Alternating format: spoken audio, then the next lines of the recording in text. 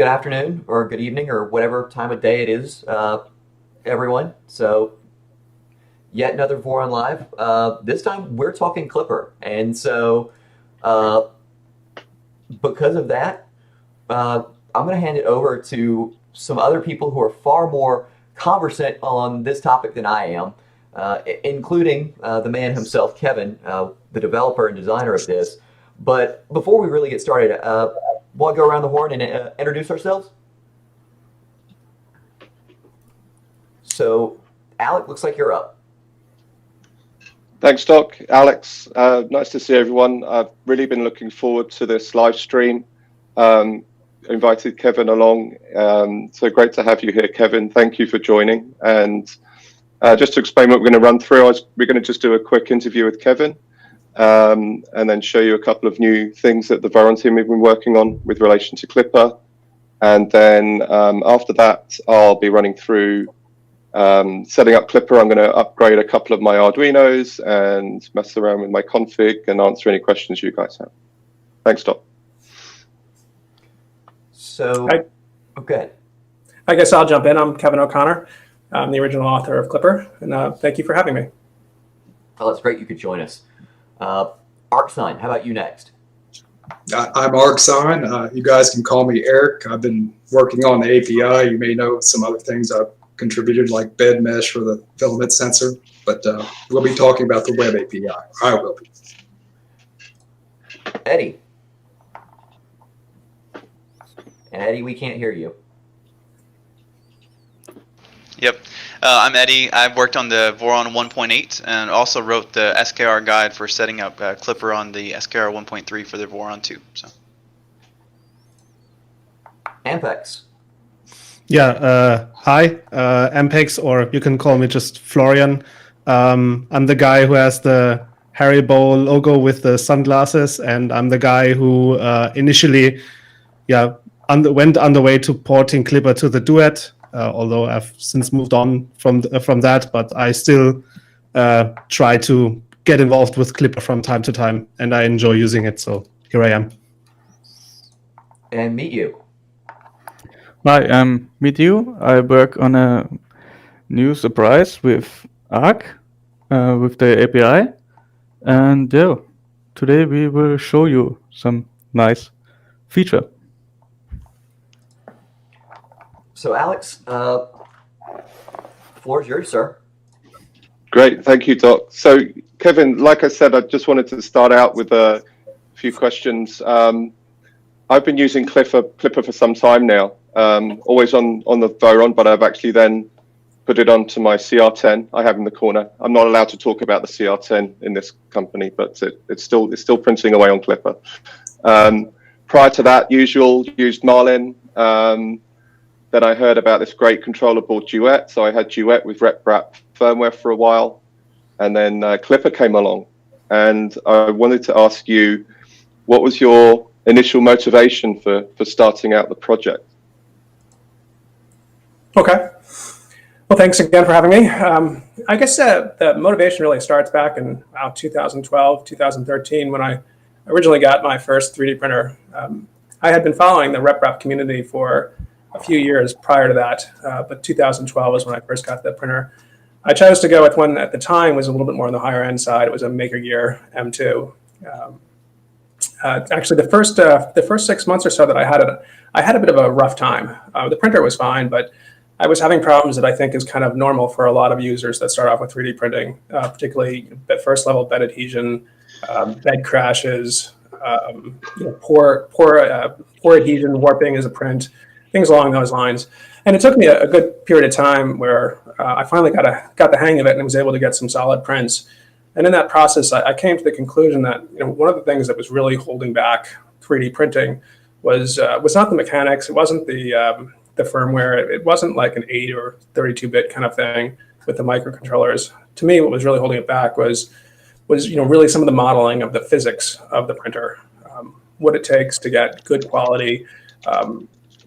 Can be done in the software. So I really felt that I could improve the software. That if I could improve the quality of the print, if I could improve the software. And so that was something that was a takeaway at that point. I didn't really look at it much at that point, at the software side anyway, until around, I guess it was around mid 2015. And I started looking at it and saying that I think it would be good to try and make some improvements in that process. And at that time, I looked at various different software that was available. I think you mentioned RepRap firmware, Marlin. So those are some of the software that I looked at, as well as SmoothieWare at that time. And again, the conclusion that I had was that to me, it was more about the physics of the machine than it was about the type of controller board or the type of microcontroller that was in use. So it was something I looked at. I decided ultimately that what I wanted to do was try and move some of that software to a more modern architecture, basically a Linux machine, the Raspberry Pi.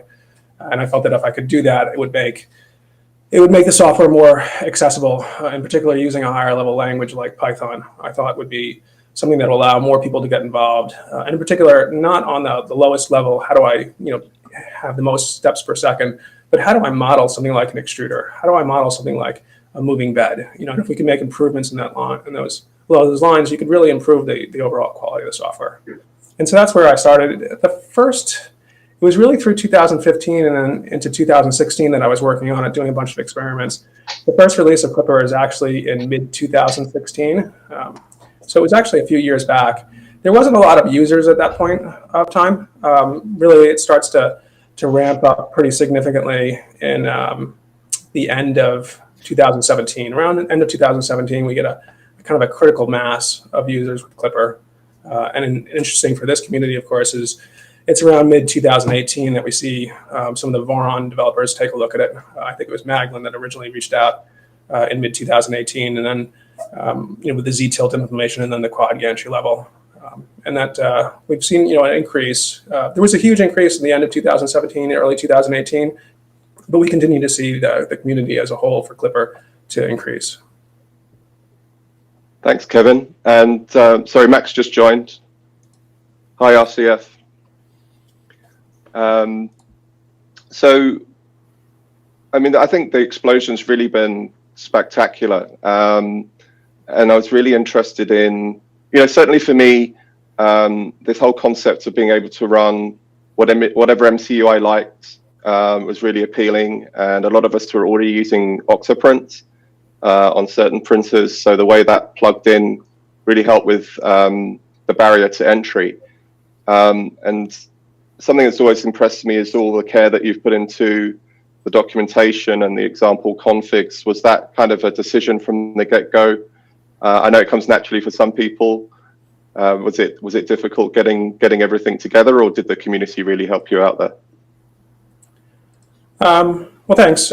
So documentation and the example config files, I guess that's just the way I approach software development. So to me, the software, I'm not really sure how to word it. I guess the software is something that performs a particular task, but really to make a system that works well for users, it can't just be software. It has to be the knowing how to use the software. And that's something that I look for when I look at other software packages. So the documentation was really just that to me was a natural step of it's not worth writing software and distributing it unless you're also going to do that extra step of trying to describe how to use that software. And by all means, I mean, I appreciate your comments on it. By all means, the software could use even better documentation, and it's something that we're constantly looking for.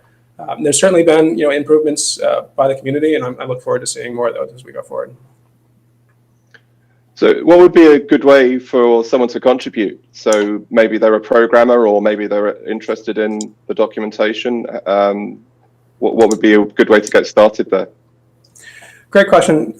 Really, I'd say that the best way is to take something that interests the particular person that wants to contribute. That's the key thing to, I think, any open source project is to work to your strengths. So if there's an area that you're looking at and you say, this I had a hard time with, and this is an area that I'm willing to contribute on, that's the best place to start.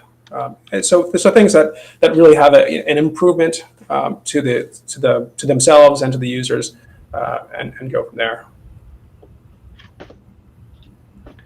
And another thing that always amazes me is how clean the GitHub maintenance is. We're using Git, and we do very I would say, spaced out releases compared to Klipper.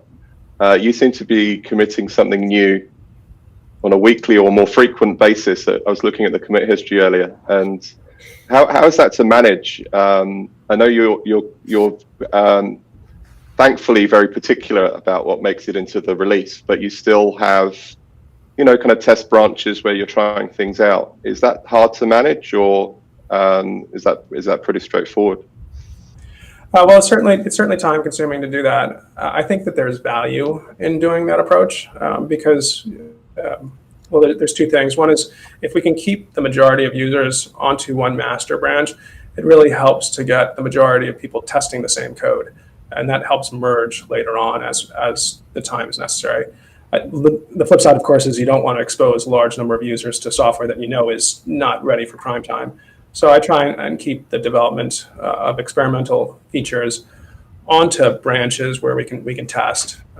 And there is a trade-off there. I mean, on one end, there's features that we'd like to see merged, things like S-curves and some of those more advanced areas. We'd like to see them merge and like to see more users, but at the same time, we don't want to necessarily go down a path that potentially we have to revert later on because of a potential problem that we reach. So it's a challenge. It is time consuming. As I said, I do think that there is value in that, in being able to review, get feedback, see what we think is the best way forward, and then move forward once we make that decision. So speaking about S-curve, it's one of the questions we had in the community. There's a lot of interest around that particular feature. I was wondering maybe you could explain a little bit about what it does and the challenges about getting it into the main branch. Yeah, so I would put S-curves into a general category of how can we prevent resonance of the tool head as it's moving. And by that I mean resonance where the tool head is moving along. Let's say if you're printing a square, and as it turns the corner on the square, we can see that there's ridges or ghosting that occurs. And it's actually fairly common on a whole bunch of different printers and even different types of printers, whether it be Delta or Cartesian or XY. And if we can model the software to take into account that knowledge that it's going to resonate, we can potentially improve the performance or improve the quality of the end print. And I throw all of S-curves basically into that category of, can we improve the quality of the print by changing the software to do better modeling of it. And this goes also to what I was saying that, in one of your first questions there was, why Klipper? And this is actually one of the driving reasons for it was if we can model the software and model the physics of the machine better, potentially we can really improve the quality of the resulting print without having to make massive investments in hardware. I mean, certainly a broken machine hardware, you're still going to have problems, but still there's an area where software can really have overall improvements. So along those lines, the S-curve and how can it be merged and improved? Well, that's an area where there's a lot of research that's going on, and I think we need to continue that. We need to run testing, have test cases. So it's something I'm definitely very interested in. I do think it will take some time to get to a point where we really feel that this is something that we want to merge for everyone. Awesome, thank you. Speaking about the hardware, I mean, one of the things that's really appealing for me about Klipper is its unlocked capabilities on hardware that we would have thought was obsolete. So I'm thinking ramps and A4988s here. It's incredible that we're able to drive 8-steppers at speed this way. I was wondering if you could maybe talk a little bit about the mechanics behind Klipper. I know typically we have the Pi, and the Pi is running some Python code that's doing all the maths. And then on the MCU, there's some targeted MCU code that's executing the move on the hardware. Could you speak a little bit more about the mechanics behind Klipper and the choices you made there? Sure. Yeah, so the way I typically describe this is the host software that runs on the Raspberry Pi, written primarily in Python. Its goal is to figure out when to step every one of the stepper motors, so it's ultimately controlling the movement of the machine. It generates a schedule of events. The host software then compresses that schedule of events, transmits it over to the microcontroller, and then the microcontroller executes the schedule of events at the times that are located within that schedule. The big advantage of doing it this way is that the latency between the microcontroller and the host machine, the Raspberry Pi, doesn't really become important because it's not executing the commands. The microcontroller is not executing commands as soon as it gets it. It's executing it based on the times that are in the schedule. So I'm sorry, I forgot the actual original question. Was that answering your question? Well, yeah, I was just interested in your description of the architecture and why aren't you running Klipper? Why aren't you saying, well, no, use 32-bit controllers and we'll run all the code on the MCU? Why the choice to have the host, as it were? Because some people talk about the cost of the Pi, which I kind of dismiss, but I was just interested in the design choices around splitting it that way. Right, and that goes to, so one of the things was the choice of Python on the host controller was I wanted to make the software more available to more developers. And that gets to my earlier point about the physics of the machine and how we can actually improve the quality of the prints by changing the software.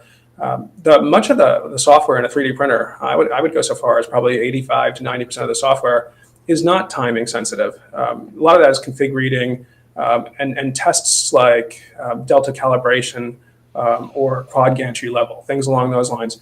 Those features actually have no real CPU intensive. They're not CPU intensive at all. They're really about the logic of it.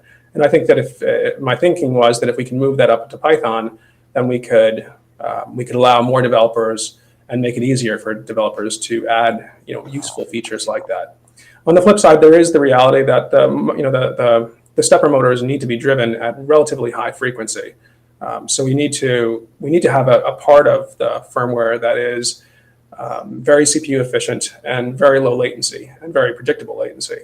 And that's where I felt that the microcontroller and being able to implement certain areas of the code in low-level C would allow us to get that part of the code very fast, very low latency, while having some of the other features of the code, such as a quad gantry level, that didn't have those restrictions.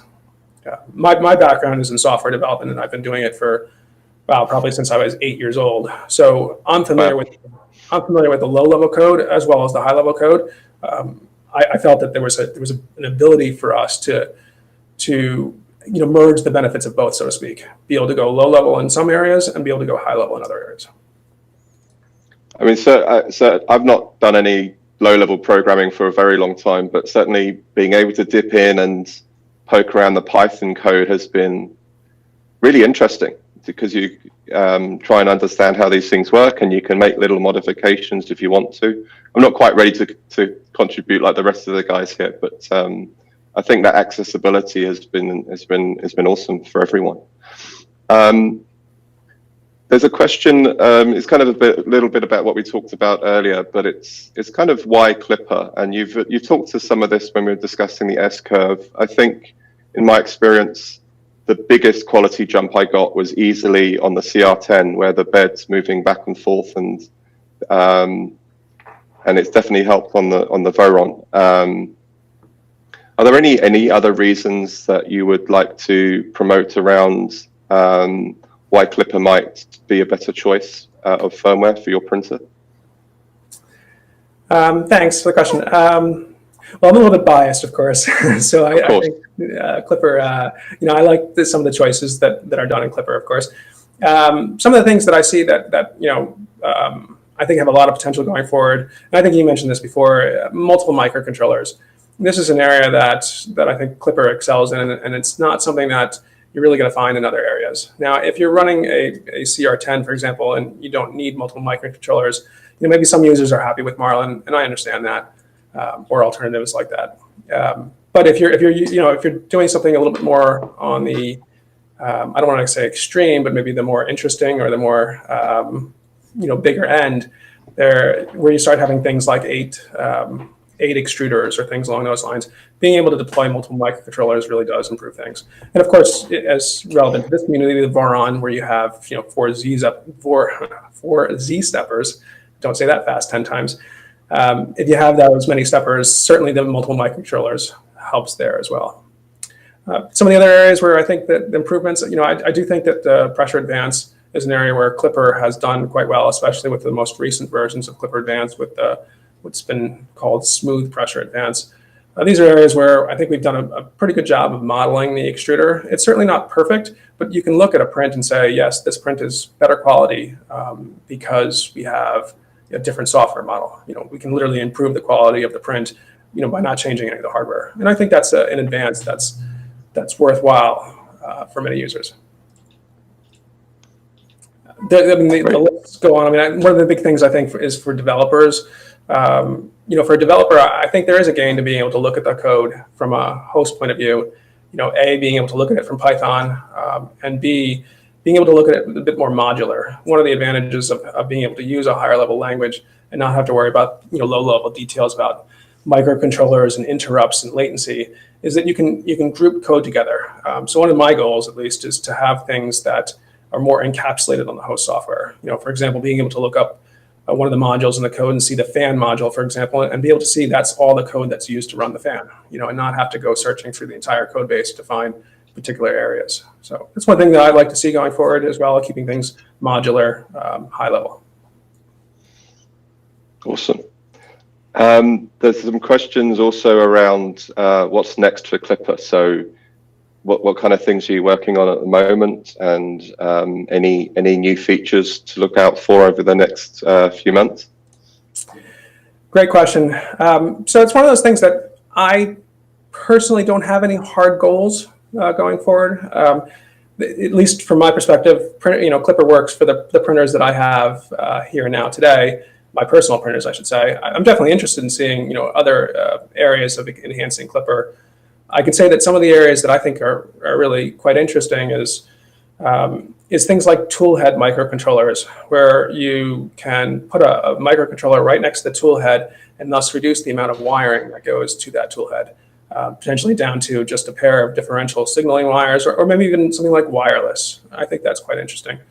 Along those lines, things like servo-controlled steppers, or just servos in general, where we potentially put a microcontroller next to the motor itself. And so if we go back to the RepRap project, these types of things were not really done before because it's hard to coordinate a whole bunch of different microcontrollers. I think Klipper has a step up in that regard, and that adding multiple microcontrollers really doesn't make the system harder to manage or control. The other big area, and I think we'll be talking about that later in this session, is web support for Klipper. So if we look traditionally at a microcontroller firmware, 3D printer firmware, traditionally we see it being controlled by G code. And I think that really puts a limit on how well we can control a machine.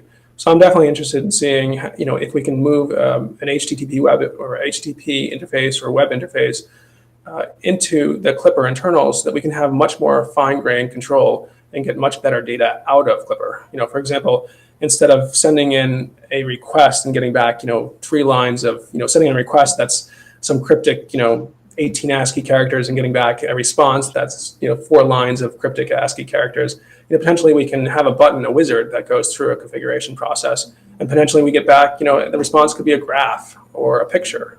So that area, I think, being able to use a direct web interface would be something that I think would help along those lines. Try to move the 3D printing ecosystem forward by having better interfaces. Awesome, thank you. There's a question here. I always laugh when people ask about lasers, but are you considering things like support for laser cutters, maybe CNC? I'll say those 3 letters in the future. Yes, so that's an area that I would say, well, I don't have firsthand experience with that. If a developer is interested in adding those things and willing to work on it, I'd be certainly interested in reviewing it and integrating it. So it's not something that I personally will be developing. It's just A, I don't have the firsthand knowledge of it, and B, it's just not an area that I'm currently working on. And there's a few questions about kind of extending things. I guess some of these are feature requests, and I don't know if I'll rattle through all of them now, but some people are asking, for example, could we have some kind of ID system to PID tune particular extruders? I think you can get to that already, but a bit more modularity maybe in the config. But I think we can probably cover some of those off later on in the chat. if you've asked technical questions in the live QA on Discord, I'm going to be covering quite a few of those in the config demo I'm going to do after this Q&A. But what I'd like to do now, so thank you, Kevin, for my questions. If I could turn to the other guys in the room. RCF, you've joined. Thank you. If I hand over to you for a moment. Thank you. Hi, Kevin. First of all, I would like to thank you from the bottom of my heart for what you've done with Klipper, because you literally made Voron 2 happen.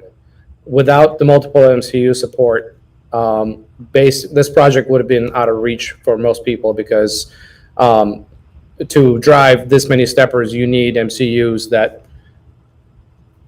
go above $100, basically. If you're talking Duet, 32-bit, Duet and DuX combination is well over $200 or $300. So being able to strap two RAMs together and be able to drive them together basically made it possible.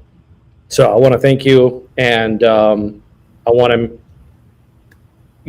continue to encourage any possible work that we can do to help Klipper progress with all the software developers that we have here doing hardware engineering. So thank you. Appreciate it. Appreciate your work. And I'm going to turn it over to whoever wants to speak next. I'll just say thank you. And also I would say that Voron community has helped Klipper quite a bit too. So you have my thanks as well. Thank you. Eddie, did you have any questions for Kevin? Can't hear you. You're on mute, my friend. I flipped it this time. I muted the wrong one. Okay. I was just curious with, some different communities, like I'm thinking like E3D with their tool changer, with Jubilee. There's a few different communities looking into tool changing and kind of dealing with different tool heads, different nozzle sizes, different extruders, different engagement things. And I think Klipper is a great platform for that, especially since you can drive all those additional controllers and steppers that are needed. Have you had any kind of communication with them on what complexities or difficulties there are to enable that with Klipper? Thanks. And yes, and I'll say that that's an area that I think is really interesting, that ability of having more control and closer to the toolhead. So, for example, toolhead microcontrollers, things along those lines. I will say that my background is in software, and most of my knowledge, my expertise is in software. I'm actually not that great at the hardware side. If you give me a soldering iron, I'll give you a fire. That's about my the support of my abilities there. So when it comes to actually designing a tool head, to actually do those kind of like the way they clip in and move around and stuff like that, I'm not going to be leading that one. I'll certainly be there if people have questions and are looking to add in features. I can help, and I certainly looking forward to it. I think it's an interesting area. Very cool. Thanks. ArcSign, let's hand over to you. Do you have any questions for Kevin? Not directly any questions for Kevin right now. We have a question for you, but I'll hold that till later. Okay, well then you guys are good to move on till you need me. And, okay. I'll discuss with Kevin any questions I have directly. So ArcSign's been doing loads of development. He added in the environmental support. So one of the questions in the channel is around the environmental support. So we'll come back to that. Ampex, you contributed the Duet configs. So did you have any questions for Kevin? And we'll talk about Duet a little bit more later on. Yeah, actually, so I think that was when I contributed the Duet port, that was the main thing I struggled with. So for those of you that have been following the GitHub closely, the first version of the Duet port that I provided was actually based around Admiral's software framework, which made porting really easy, but we ran into some licensing issues. And I just wanted to give this really fluff question. So Kevin, have you had any issues with licensing before, or is that just the way you go about software development, that you say, okay, the licensing has to be buttoned up for sure, in order for you being so adamant about only integrating stuff that's released under a compatible license into Klipper? Good question. I can't say that I've had problems with licensing in the past. I have worked on a few different open source projects in the past, and one of the things that I found with working on software is there are certain how do I describe it? There are certain chores that can often be overlooked in a project, but actually really end up aiding the project overall. So one of those things is, for example, making sure you have documentation for the code. Another thing is, for example, is to make sure that the code has a consistent indentation. These are minor things that help long term. One of those things as well is copyrights, and I think a lot of that is not so much choosing a particular copyright, but making sure that the copyrights are documented well, and making sure that we do a review. So with some of the licenses, I was looking through them for some of these third-party libraries that are common with microcontrollers, and some were sticking out as, wait, this doesn't pass a review. And so it's not necessarily that it's a problem, but it's something that I think it's worth taking that time to look through and say, are there alternatives? Can we tackle that up front? Because it's I don't think there's a point in the future where people are getting sued or things like that 10 years from now. But there is, I think, a point in the future, maybe 5 or 10 years, where people want to reuse the software in a different project. And having all the I's dotted and T's crossed from a licensing point of view really makes the software, I think, easier to use in the long term. So it's more of a dot the I's, cross the T's thing for me. Okay, and at least in my case, having to go back and rewrite the whole port in low-level C, bypassing the AdMod software framework, actually was a great learning experience. So thank you for that, in a way. All right. Michu, any questions for Kevin? No, thank you. No questions at the time. All right.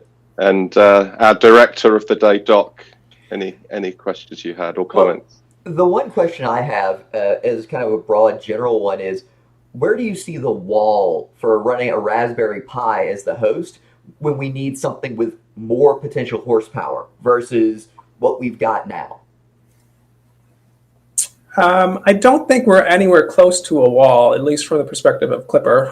One of the things that we are seeing is that Octoprint can be a bottleneck on the Raspberry Pi.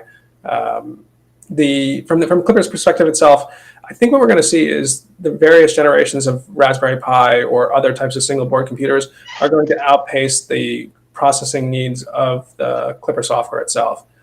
Most of the time, the Klipper software is using, I want to say, about at peak time, maybe around 20% of one core of a Raspberry Pi 3, and that's less on a Raspberry Pi 4. And I expect we'll see a Raspberry Pi 5 or 6 or something along those lines in the coming years. And that is, to my earlier point about higher level software versus low level microcontroller software, is that I expect we're going to see other types of hardware that become interesting. And since the host software is running on just a standard Linux machine running Python, if at some time in the future we decide we don't want to use a Raspberry Pi but want to use, I don't know, a chip or Banana Pi or one of the many flavored Pis out there, that isn't a huge development effort to move to it. So I think we're good on processing side. Things could change, right? We might want to do things like computer vision or something along those lines, and it's hard to predict that, but we'll see if that comes up. Thank you. Thanks, Doc. Yeah, just for an experiment, I've got an old Mac Mini 2014 that I put Linux on, and I did spin up Klipper, and it printed for a while. So you can run it on an Intel machine. You've got the options there. So we're kind of half an hour in, and we have a habit of these streams running for hours and hours. So I wanted to pivot a little now. So thank you, Kevin, for answering my questions and from the community. Any closing thoughts, and then we're going to pivot to some of the development that's going on. No, I'll just throw in. Obviously it's been a topsy-turvy world for the last month.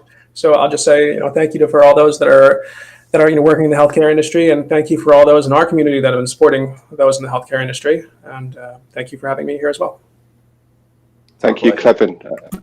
Yeah, I'd echo that sentiment. I think the response from the 3D community has been just outstanding when you're seeing the PPE equipment being printed on 3D printers, and interesting. Suddenly all my friends who know I have a 3D printer are very interested in 3D printing. So that's been interesting. All right, so Kevin, I know I can't keep you here for hours, but so what we're going to do now is pivot over to ArcSign and meet you, and then after that, I'm going to upgrade my printer live, which could be interesting. Watch me break my Arduinos. So I'll have my full support team here. That'd be awesome. So ArcSign, let's pivot to you. So a couple of questions in the channel about a web interface. So what do we need to have a web interface, ArcSign? You're muted. So I'm working on the server. You're not muted. I can hear I'm him. muted. Oh, You're good. You're good. Don't ignore me. can you? I'm good. Okay. So what we have is a Tornado server running inside of Klipper that allows us to host a remote API and a WebSocket. It's possible to communicate either via HTTP requests or over the WebSocket. But it's not possible to do everything over one or the other, which is why you have both. A more robust client would use both. What we're going to show you is MeetU has developed a web client, but it's more than possible to develop multiple types of clients: native clients, Android clients, iOS clients, and that is, if you're interested in that, go ahead and DM me and we'll discuss it. I can't promise that the API is 100% baked right now. It may change, but probably not a whole lot. So if you want to get started on something like that, let me know. What the API is, it's not what you would consider a full-blown web server. It's designed to specifically communicate with Klipper. And as Kevin said earlier, what we want to do is get more information out of Klipper, specific to Klipper, so we can display that information to the user. Trying to give some good ideas for that, but we don't have any wizards right now, but that is something we could be working on. You could get mesh data out of it, which you can do all of this currently by Octoprint, or if you want to look at Duet Web Controller, it's something more like what we're dealing with. But right now, it can get quite a bit of information out of Klipper. It's still, but to control Klipper, you still do it via G-code. Prints are done using Klipper's internal virtual SD card functionality. However, it would certainly be possible to create a client that acted like Octoprint and just streamed G-codes over. It would probably be more suitable for the WebSocket, but you could do it with HTTP requests as well. And I don't know if I want to get too detailed into the API here. That's something that probably, if anyone's interested in details, like I said, let me know. But that's kind of the gist of it. And I expect most people watching would be more interested in seeing the client, which I assume we're going to demonstrate. I'm not set up to demonstrate it, but I don't know. Yeah, we sure are. You guys we sure are. Or if you have, okay, great. Great. But if you have any specific questions for me regarding the API, you can ask it now, or you can DM me if you're interested in. All right. So somebody's asked if we could have a separate chat about the API. Absolutely. We can do another live. We're really keen to do these lives more frequently. So absolutely, we can do a separate session on API. I'm really excited about this. I've got multiple printers, and I really want to build out a little portable monitor, and this API is going to let me potentially get a little ESP32 with a screen on it, display what's going on my printers. So just going to open up so many cool things, and I think display is a topic I don't run displays typically on my printer. I normally just use a laptop or something. So I think all the opportunities with the client. Somebody's asked about TFT screen, for example, support directly in Klipper. I'm assuming connected to the MCU. Potentially, you could bypass all that and have a separate host with your screen on it, and just talk to the API, and somebody writes a nice client for it. So there's all kinds of opportunity, all kinds of advancements that this is going to open up. So I'm really excited about it. Kevin, I don't know, you had any thoughts on the API and the kind of opportunities it opens up?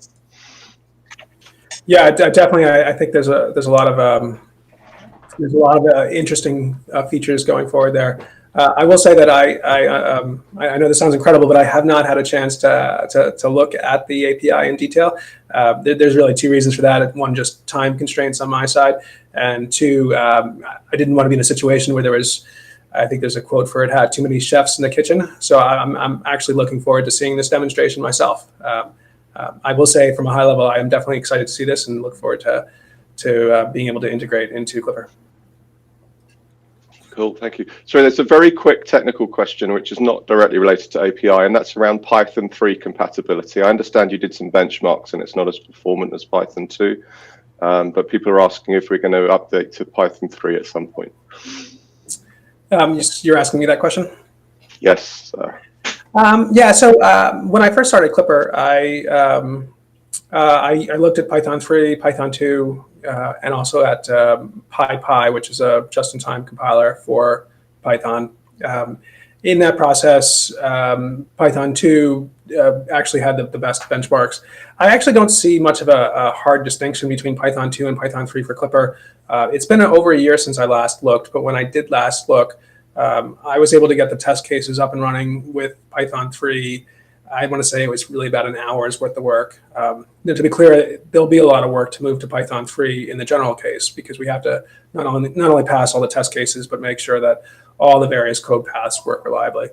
From my perspective, it's really not about Python 2 better than Python 3 or Python 3 better than Python 2. It's more of I don't think it's worthwhile to make a major change until it's time to make that major change. And I know there's been a lot of discussions about Python 3 being end-of-life, but the reality is Python 3 has been end-of-life for over a decade now. When we get to the point where it's impossible to, I shouldn't say impossible, when it gets to the point where using Python 2 is more work than we need, for example, if we can't get a distribution, a regular modern distribution running Python 2, then we'll make the change to Python 3. I will also add is, as we're having this discussion about web front-end interfaces, this might very well be a reason to move over to Python 3. Normally Klipper is not what I would call a security barrier. It's not an area for privilege escalation because it's running on a Raspberry Pi and dedicated to one particular task. If we move up to a web interface, that might become more of a concern where we might want to be on more modern libraries that require Python 3. And from my perspective, we'll look at that. And if it becomes time to move, then we'll move. Great, thank you. All right, so Michu, over to you. Let's have a look at this client that's going to sit on top of the API. So okay, I hope you see my screen now. You're good. Yes. This is the web interface from Klipper with the API from Arxene. We worked on it for a couple of months, I think, and it is now printable. I preheat my printer now, and what does work? It works the webcam interface, the connection to Klipper.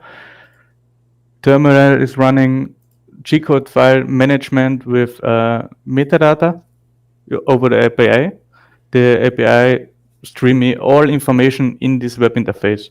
It is only for showing information. The work is all in Klipper, in the API. The API package all information and send it to the client. And the client only send comments to the interface. When I upload the file, it is in the virtual SD card from Klipper, and only send the G-code command to print this file. And now he starts printing like DVC2 for Klipper. He's only printing from virtual SD card, and all information is streamed over the WebSocket in nearly real time. I think 200 microseconds, or Axine? It's 250 milliseconds, I believe. Every 250 milliseconds, you'll get a stream. Okay, and then you can configure a little bit the web interface now. At the moment, you have less configuration models now. You can display temp chart, the mini console on the bottom of the dashboard, and something like that. And you can change which macro you will show on the dashboard. If you need this, you can switch it on, and you have it now in the shortcut function on the dashboard. The console is real time, or the 250 microseconds from Klipper. And yes, you can set it like you want. Then machine data is also real time. You can restart your Klipper. You can download the log file, the filament runout sensor, or the end stop status. This is only with push now. We think we will do this in real time later. Yes, this is now the interface. Yeah, and one feature in the console is autocomplete. When you type something and press the tabulator key, you have autocomplete. When you have no chance for other word, you only write the whole command in the line. And you have like a Linux console with the arrow keys up and down. You have latest commands. And yes, this is the web interface at the moment. And we are working for more models, more functionality, and sometime we will make a configurator in this web interface. So it looks amazing, Michu. I think I've been watching this development over the past few months, and it just keeps getting better every time I see it. So this is all functional now, and there's some questions around resource usage. So, for example, does this have the same kind of overhead as Octoprint, or is it much lighter? It's much lighter. I use it on a Orange Pi 0. This is also a multi-core CPU, I think, and it's only need 20% system load. This is what Kevin said. It's much lighter than Octoprint. I can show it.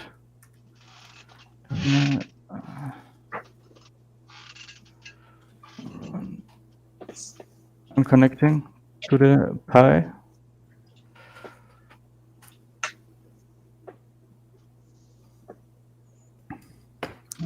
Switch the window.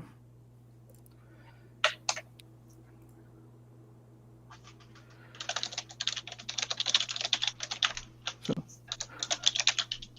this is now the Raspberry Pi 3B without plus.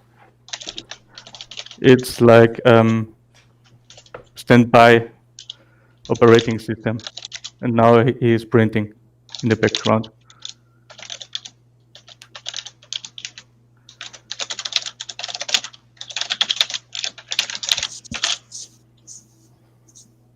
And the webcam is also running on this Pi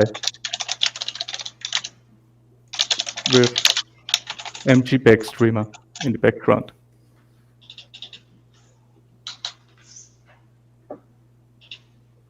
Awesome. So there's a question about if this is on separate hardware from the Pi. No, this is all running on the Pi alongside Klipper.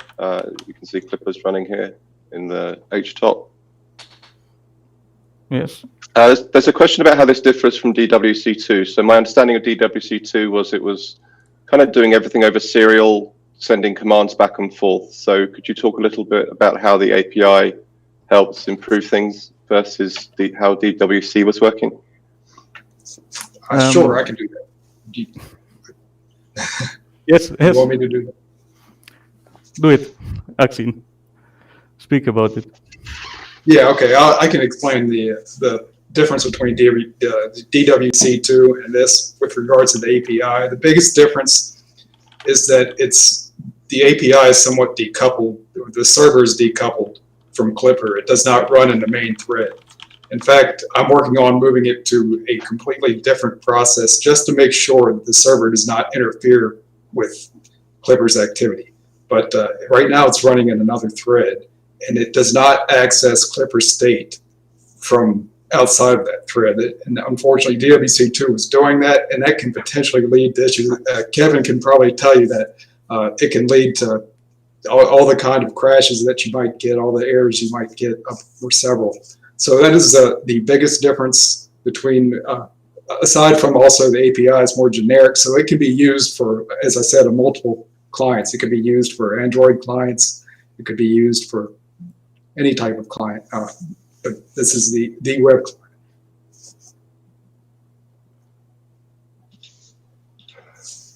Great, thank you. I don't know if anyone's watching the web YouTube chat. Was there any questions on YouTube? So I think the big question is this out yet, or is it a sneak peek? And I'll let ArcSign and Meet You speak to where this stands. This is not ready yet. We haven't even created the pull request yet. So this is a sneak peek. What I think we're going to do is maybe increase beta testers and we want to make sure everything is good. And there are some support functionality that I'll start creating pull requests for that aren't directly related to the API, but it helps us get more information from Klipper, such maybe adding some variables that that we want to retrieve from Klipper. Currently, I don't know how many people are familiar with the Jinja 2 templates. They use internal functionality in Klipper to get information, and you can access those in the templates. We use the exact same method to get information out of Klipper. So I will be requesting more of that information so we can get it to the clients. So I'll start urging those or creating those pull requests, and then once we're ready, we will create a pull request with API so we don't overload Kevin and give him everything at once, because it would be quite a bit. So another question on the API, and this is something that I've kind of bugged you about, I know, before. Print farm management using this, basically a Klipper farm controller type front end that you've got multiple printers in one face. Yes, this will come with this interface. And the interface is then pulling all information from every... I've lost audio. Let me see if I can get it back real quick. Okay. And the interface can host it on a separate unit or PC, and pulling from each Klipper instance or Klipper printer the informations, and will show a farm mode with display all printers and shipping data to all printers or G-code files. This is all future thinking now at the moment, but it will come someday. I'm very keen on print farms, so I'll be promoting that. I'm fascinated how the tool fan is updating live. I love that. questions around the configurator. We alluded to it, but there is some. I mean, this is a ways in the future, but we are talking about a configurator, right, to set up your machine, set up your Klipper config for you. At the moment, you only need to configure the API and the web server for pulling to serve the static data. The web interface is only a couple of static data to load to the browser and disconnect to the API, and that is all. It's only a couple of lines in the config at the moment. Yeah, I was thinking also, we were talking about maybe having a wizard where you could tell the interface what type of printer you have and it would set up your Klipper. Okay, yes, this how we will do that, or how we manage configuration, this is our future thinking, and we don't know how we will do that at the moment. But it's very difficult to manage it with new models, that the web interface must be so generic and only load data from Klipper, how to configure this model, this new model, and not that we must update every time every attribute name is changing. We won't edit or modify the web interface. So we also can run different Klipper versions with one web interface. Awesome. I have a small pedantic question. Is there no filament loaded in that printer? Yes. I don't see it actually putting plastic down. It's only the Voron cube. It's. Oh, I see. Okay, okay. I can pause it there. Yeah. Oh, okay. Printing. Sorry. I saw you load up the mosquito tool head before, and I was like, "That's not a mosquito tool head." It's mosquito tool head. Oh, sorry. I thought you were printing the tool head. No, it's the Voron cube. Yeah. Isam Black Voron Design Cube. Okay. Sorry. Okay. No problem. By the way, this looks phenomenal, and I had my jaw on the floor for the last 15 minutes. Like, just watching the acceleration update and the tool fan update in real time is just mind-boggling to me right now. Yes. Yeah. Here the machine limit. This is the explanation.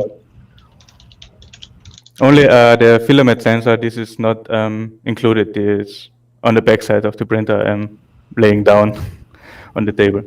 Gotcha. Yes. Fantastic.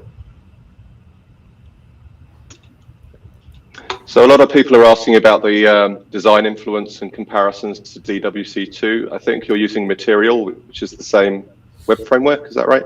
Yes, it is Vue.js with Vuetify. Vuetify is the design framework, and DWC2 use the same design framework for the web interface. And I guess there's only so many ways you can show the same information without it looking the same. But I take the point, there's obviously influence from other interfaces.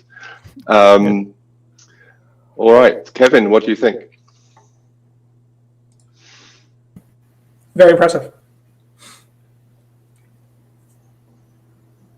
Thank you. All right, Mitju, is there anything else you wanted to cover? No, this is all. I don't have more information about the web interface at the moment. All right, so we're very excited to see this. I think particularly on the smaller printer, getting Octoprint running on a Pi Zero is challenging, but I think this should work okay. So looking forward to trying this out on the Pi Zero. All right. So at this stage, we're an hour in. Kevin, just to say thank you again. I hope you can stick around and you can watch me break my Klipper install. But just wanted to thank you again for joining us. And everyone who's watching, just to let you know, Kevin runs a Patreon. If you'd like to support the project, that's available from your website, I believe, Kevin. Yes, I think it's the top line in the FAQ. If you go to clipper3d.org, I think the first item in there is the Patreon link. I don't actually have it in front of me, but yes, you should be able to look it up. And once again, thank you. I will try to stay connected. I think I mentioned before we started this call, my Chromebook that I'm on sometimes has a habit of crashing, but if it does, I'll try and connect back in. But I will try and stick along and hear the other parts of this. Thanks. Great, thank you. All right, guys, was there any questions in the room? Otherwise, I'm going to pivot to config.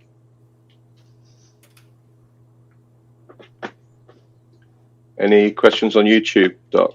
Let's see. One asks, can we add more temp sensors, and will it be shown?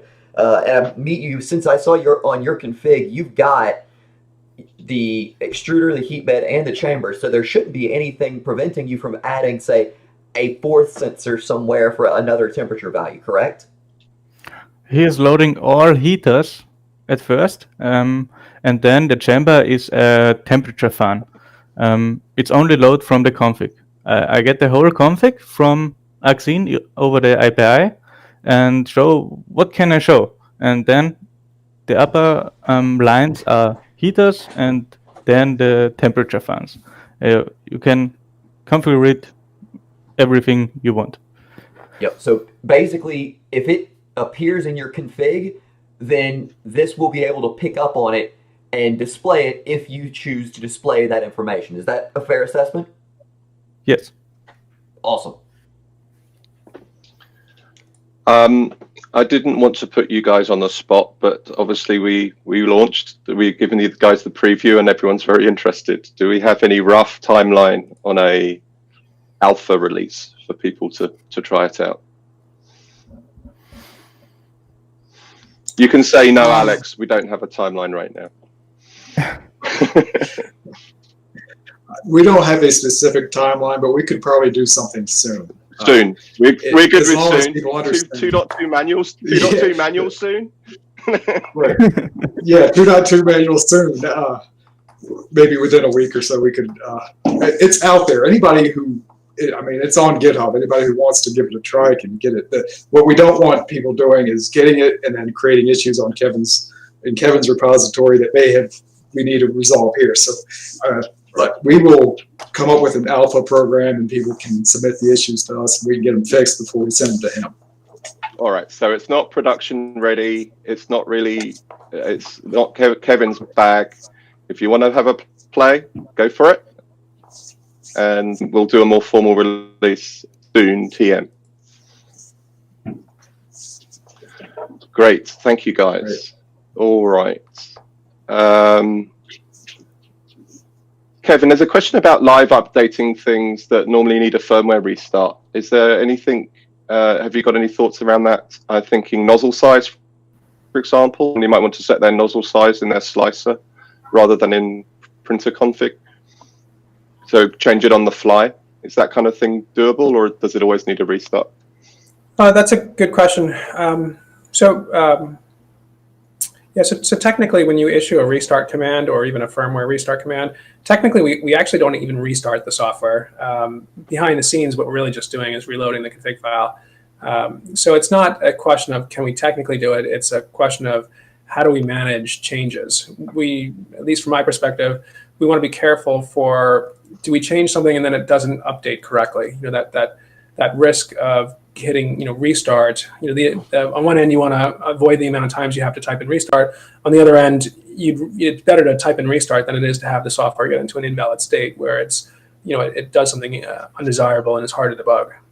So there's a balance there. Right. And I think we'll look at them case by case. If someone has a use case where, hey, they really need to do this and they really can't reload the rest of the config, then I think that's something that's interesting. And I'm sure either myself or one of the other developers will take a look at it and see what we can do. If it's just a matter of, it's maybe slightly inconvenient, I would say there might be some feedback in that process that is, it's the development effort to do it is not necessarily worthwhile So it's a balance. It's a trade-off. Fair enough. Thank you. All right, Doc, could you flip to my share screen, and I'm going to play with Klipper. You're good.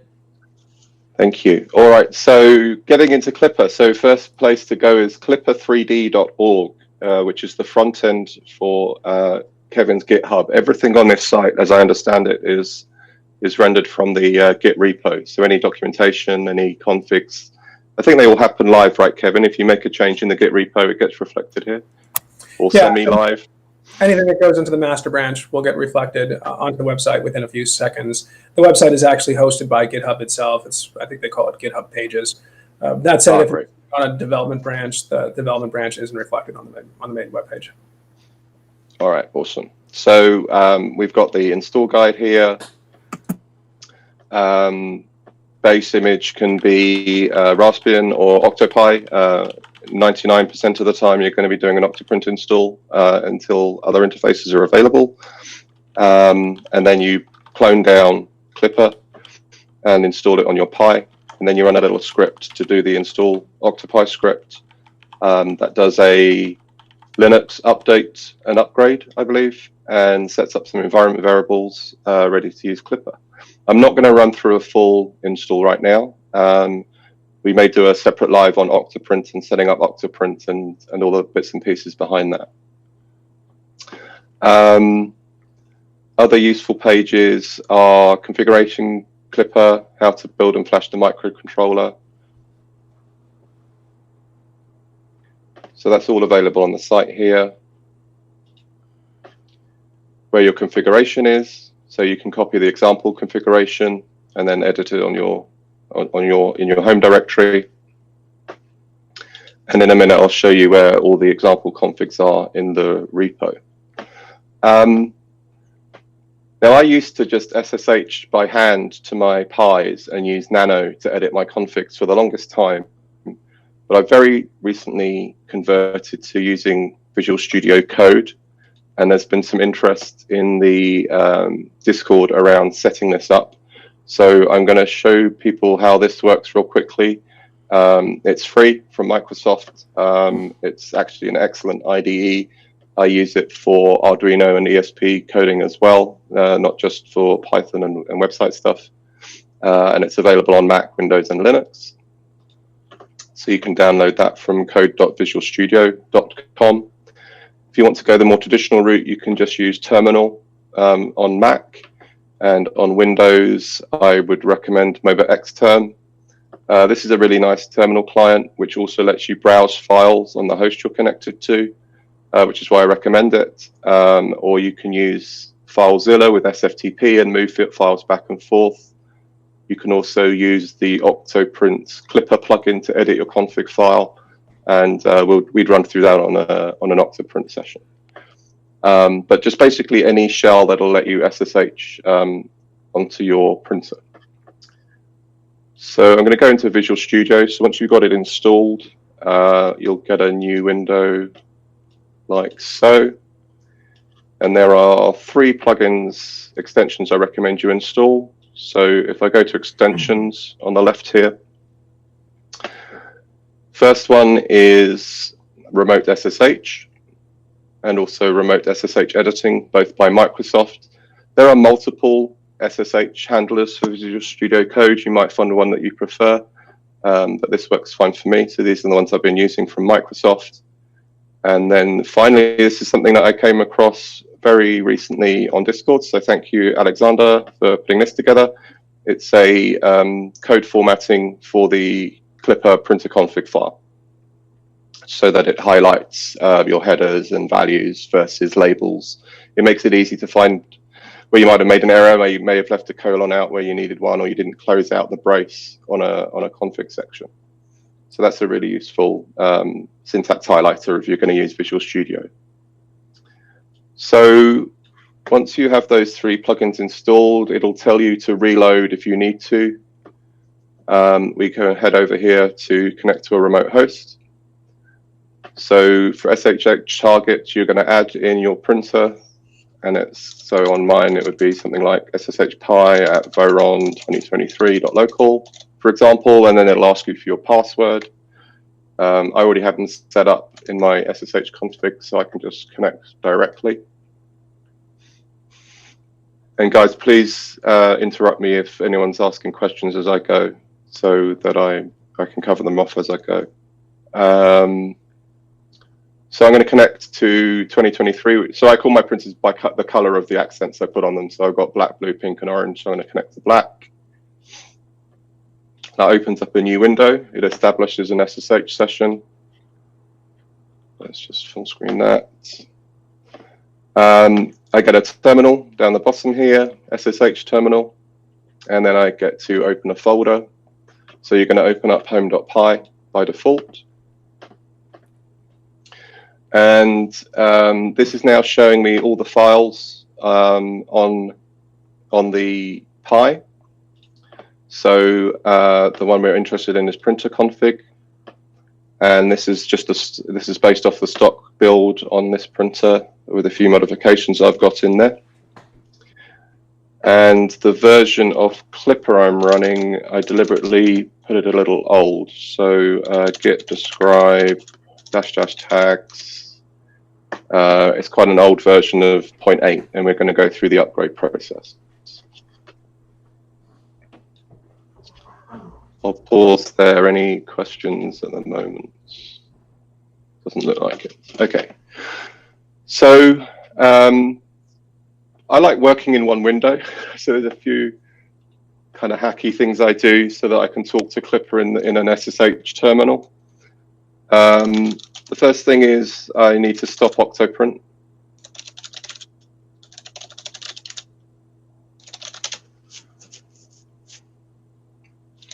And I'm going to stop Klipper for the minute, restart Klipper rather. It's just to make sure that the printer is available. Then what I do is I type out what the printer's doing, the output from the printer. So that's cat temp printer. And let me continue typing more commands with the and there you go. I've got Klipper ready because it just restarted. And then you can actually just echo commands straight at the printer, right? To temp printer, and that'll go off and home the printer. And I've just got a little helper command clip that does that all the time. So I can do clip status, for example, gives me ready. Clip M115 should show me the same version, which it does. I can run quad from here.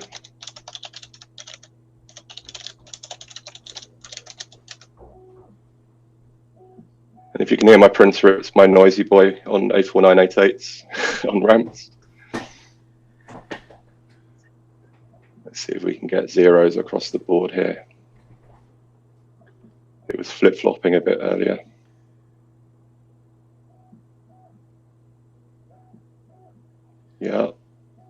Yeah, go on.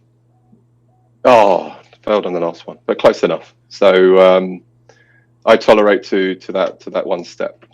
I can keep going and it'll go to zero, but that's good enough for printing. So we talk about Klipper's got MCUs. So handily, I'm in a shell, so I can take a look at my serial devices. So they're all under dev, serial. And then depending on your Arduinos, you'll either have by ID or by path that you can use. So if I go into by ID, if I remember rightly, because I got cheap Arduinos, I should only see one entry here. Now, the reason this happens is the cheaper Arduinos, and technical guys, please correct me if I'm wrong, but my understanding of this is they don't have serial chips on them. So they both respond to UDEV with the same serial number. And it's the second one that shows up, which will have the rule in by ID. I actually have two, so I need to use by path. But if you have legit Arduinos, Megas, then you'll see two under by ID. It's nicer to use by ID because if you accidentally switch the USB cables plugged into your Pi, everything's still going to work. Because I'm using by path, this is actually the physical port that the Arduino is plugged into on the Pi. So if I change the port, it'll have a different entry here.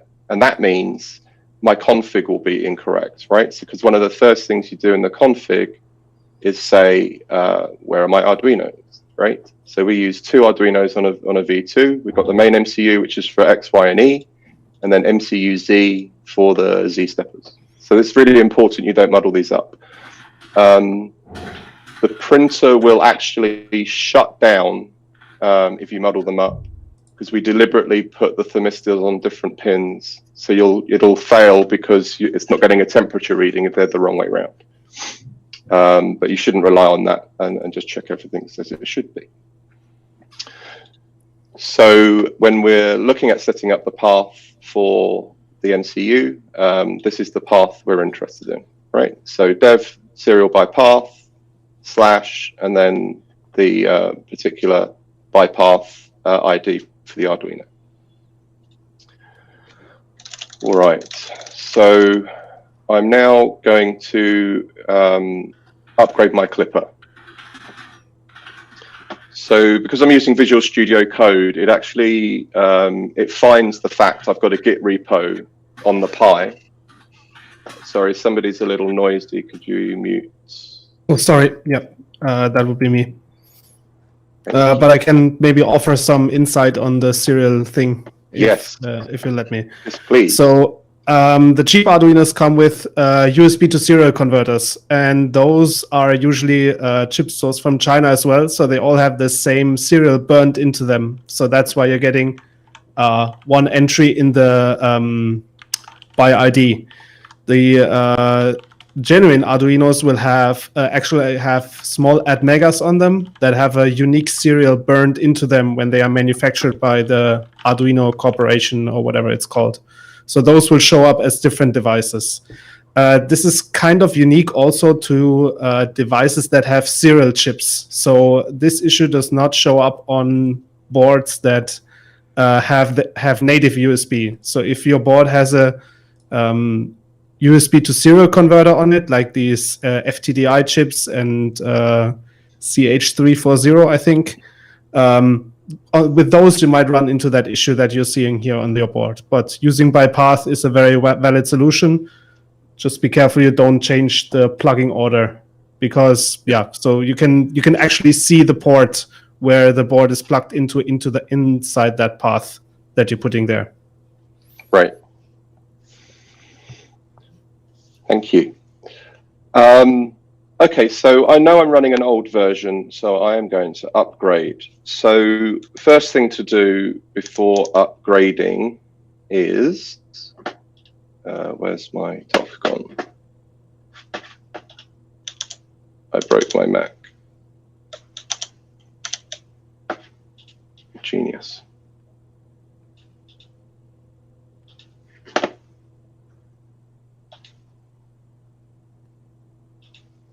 Very odd. Oh, sorry, it was shrunk. First thing to do is to check out documentation. And there's a very useful page, config changes. So if you haven't upgraded your Klipper in a while, check out config changes. And you may need to go back in time quite a bit, because sometimes the names of things have to change in the config to suit new features.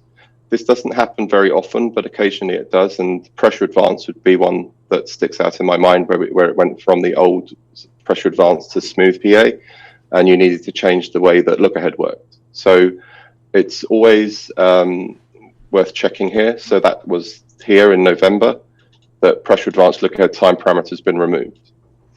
So if you try to use pressure advance with that parameter set on a new version, your Klipper won't load. You actually have to change it to something different. And then it talks about seeing the example config for alternatives.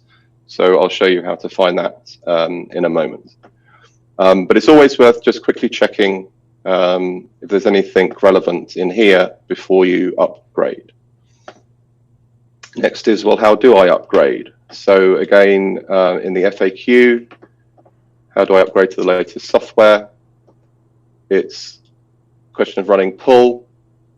you can run the script again to do the Linux updates and upgrades, and then you can reflash your microcontrollers. So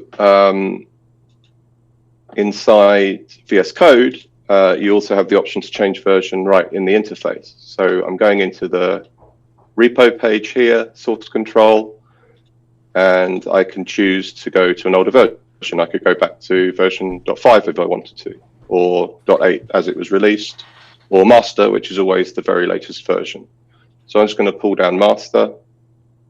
Oh, I need to start again. Sorry. I must have made some changes which I didn't want to make. Okay. So that's now refreshed to the latest master.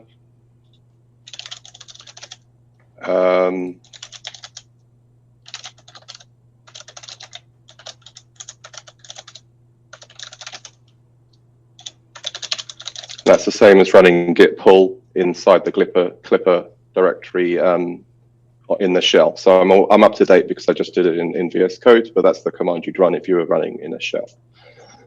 And then I can do git describe -- tags, and I'm now at 420, which is the latest current release of Klipper. So I'm all up to date. And I'm feeling brave, so I'm just going to start Klipper and see what I get.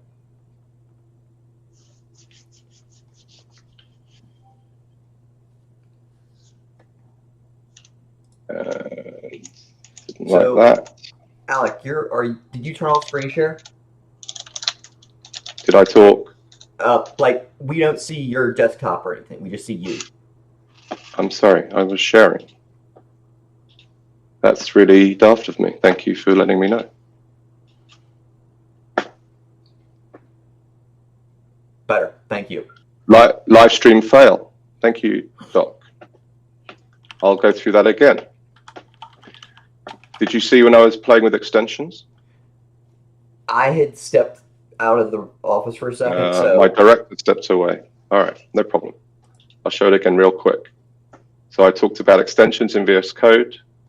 So remote SSH editing from Microsoft and the Klipper config. Okay. Then you go into Remote Explorer. Yep, it was just the last bit. last maybe 30 seconds or something like that, or a minute. All that right. was lost. Okay. Yep. So I was just doing git pull. So in the interface, you go into git control, source control. I'm currently on master. I could choose to go to an older version. So I could go to vanilla.8 here. That's now changed my Klipper to the old version. Or I go back to master, takes me back to master. It's possible to choose a particular checkout of Klipper. If the very latest version you just installed is causing you a problem, you could roll back to the version that you had installed previously. If people are interested in that, ping me in the Discord, and I can show that here in a second. So I just restarted Klipper and doing Klipper status, and I'm ready, and I'm just going to do an M115. And I know why it stopped showing. I must have clicked that by accident. So this is now the firmware reporting, as I would have seen in Octoprint if I did an M115, that I'm running on the 420 release of 08, which is the latest version currently. So that's printer config. Next thing I should probably do is reflash my Arduinos, because I've upgraded to a new version. I'm not going to run through the full make menu config. I don't need to. I know it's set up for my Arduinos. But first thing I need to do is stop the Klipper service so that Klipper's not trying to talk to the MCUs. That error is just because of my little hack cataloging the printer. I need to make clean. That'll clear out anything that was there from the last time I flashed my MCUs. Now I'm going to make the new firmware. So this is now rebuilding the firmware for the MCUs off the 420 release.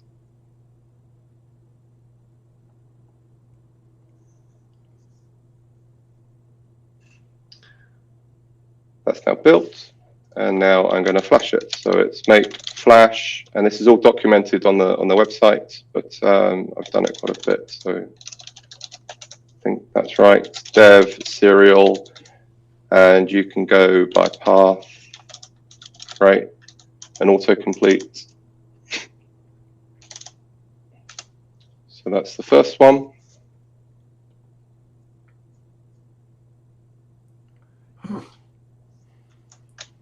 And 1.2 is the second one. Maybe something to mention is when you're using multiple different MCUs. So this, like putting the make flash and back to back, only works if all of your devices are the same. So Yes. if you have like a SKR and an Arduino, you need to rebuild the software, of course, between those two make flash commands. Yes. So maybe I should show make menu config. I need to do that in a normal shell because it doesn't fit in the VS Studio. So if I go into here, make menu config, this is where you tell, you configure what processor you have. So I'm on a Arduino Mega 2560. You could choose, I want to say SAMD for Duet, SAM34 for Duet. Is that right? Yes. And I will have a Duet Wi-Fi, use USB communication, and as this is a fancy board, I can change the ID and vendor. You don't normally need to touch this, but you can give, you have two boards the same, you can give them different IDs on this page. And then select that and exit. To wish to save, yes. Make clean, make.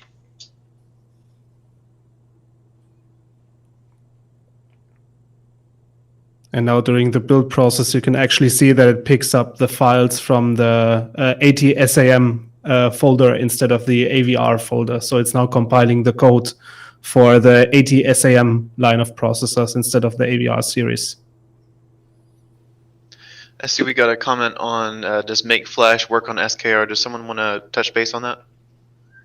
Yes, so it does. It depends how, if you're following Eddie's guide, it steps through that process. The SKIR mini I set up, you basically, this out file that it creates, clipper.bin, is the firmware file that you would place onto the SD card. Eddie, can I pass over to you to talk about SKR a little bit? Sure, yeah. So one of the things that are different with the SKR is that Big Tree Tech is shipping it out with essentially a bootloader that doesn't allow Klipper to directly flash to it. So you kind of have to, as DeRednew had said, you have to export that out file and transfer it to the SD card that the SKR has. There is some way to essentially reflash the bootloader and be able to do it direct from Klipper. It's a little bit tricky, but there are directions out there that the Voron team has done. The other cool thing about the SKR is that if you go down to the bottom of the USB IDs, DeRednew. Sorry, Eddie, I messed up. At the bottom of this make menu config, the USB IDs section. If you just enter into that. Yeah. The cool thing here is the bottom, it's selected automatically for the SKR. It automatically pulls the information from the chip on the, so essentially what DeRednew did, you don't have to do anymore because it pulls it directly from the chip ID on the board. So each of your SKRs will have a different chip ID, and so as long as you flash them, through this method, you don't have to create unique device IDs. It'll essentially automatically populate that value. So that's really nice and handy for the SKR boards. it is a bit tricky getting the kind of transferring files to the SD card and things like that. But yeah, the new bootloader does help out with that. So, yep. Eddie, one thing. So when we say SKR, that's a little bit generic. Are there any Yes, that is considerations for a certain SKR versus another that may come back to bite someone? for sure. Yeah. So we typically have been recommending the SKR 1.3. The bootloader does work. Bootloader update does work for that. It also works for the SKR 1.4. There are obviously a bunch of SKR boards, and we haven't tested all of them. And there's obviously different chips for each board, and so sticking with the SKR 1.3 or 1.4 is generally the surest way of having success with the Voron.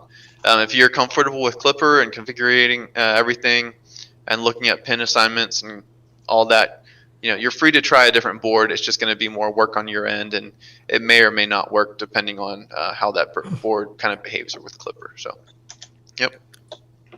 And if you're not sure if the bootloader you have will work on the particular board you have, ask first and then try later. Because if you flash the wrong bootloader to your board, you will at very least need a JTAG debugger to bring it back. So you can screw up your board at least beyond, plugging it into a USB and working with it. So if in doubt, please ask first and flash later. Yes. Yep. Yeah, I think we'd kind of publicize the bootloader a bit more if there wasn't that risk of potentially breaking your board. The last thing we'd want is for someone who's not as comfortable with that to essentially flash that bootloader and then have to wait another, month or 6 weeks or something like that to get a new board from China if they didn't have the correct kind of tools at their disposal. So. Thank you, Eddie. So safe way is to copy the file on the SD card, and then you can always replace the file or go back to how it was before. If you're feeling a little more adventurous, you can try the bootloader, and you can ask in Discord for help with that.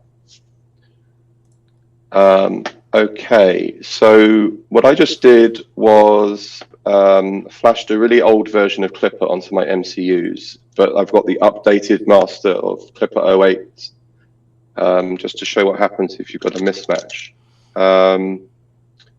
So if I start Klipper. Yeah, I'm just going to jump in here. Someone mentioned in the chat, yes, when you are exporting and copying that firmware file out from the Raspberry Pi and putting it on the SD card for the SKR, you do have to rename that file. I believe it's called clipper.bin. When it's on Klipper, and you have to rename it firmware.bin before the SKR. So that's just one additional step with the SKR board you just have to be aware of. So. Thank you. Yes, that's a very important step. It won't do anything if you don't do the rename.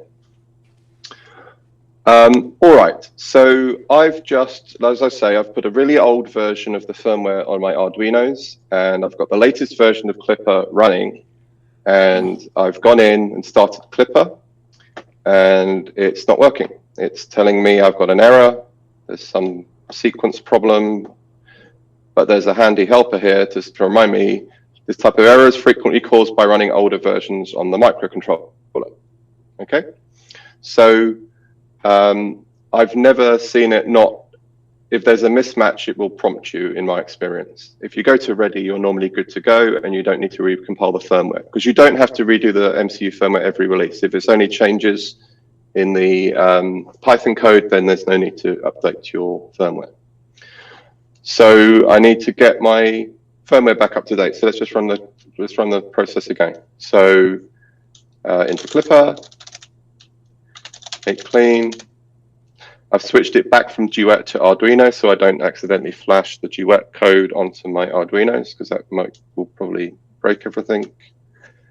I'm going to just quickly check the version I'm at just to be sure. Click the scribe -- tags. Yep, 420, that's what I'm expecting. So make.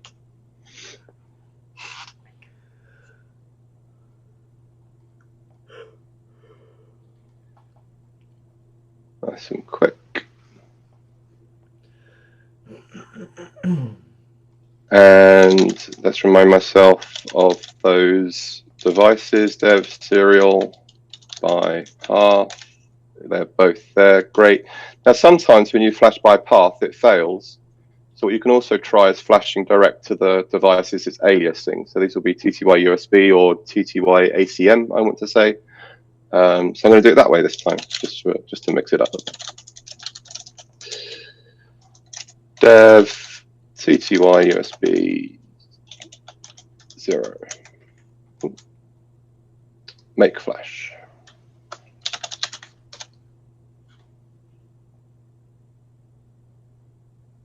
I didn't stop Klipper. So if the flash isn't working, another thing to remember, stop Klipper. Okay, that's happier.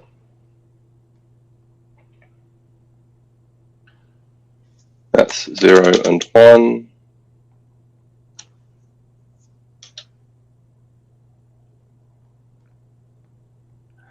Sudo service Klipper start, and we're running again. And now I should be able to, let me just clip a kick just to get my little environment running again.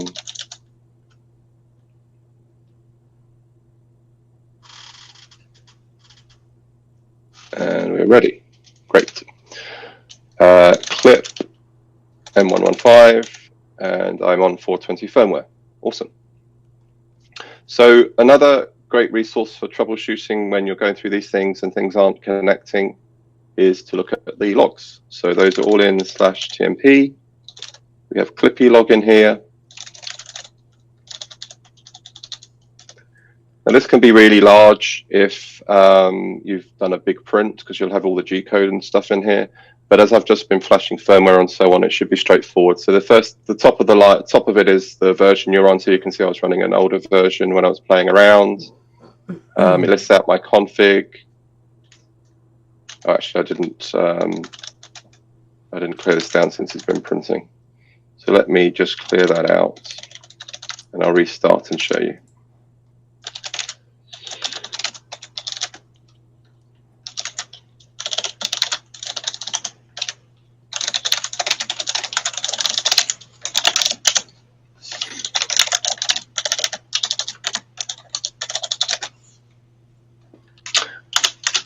So this is it starting up, my config, and then a bit of information about it talking to the MCUs.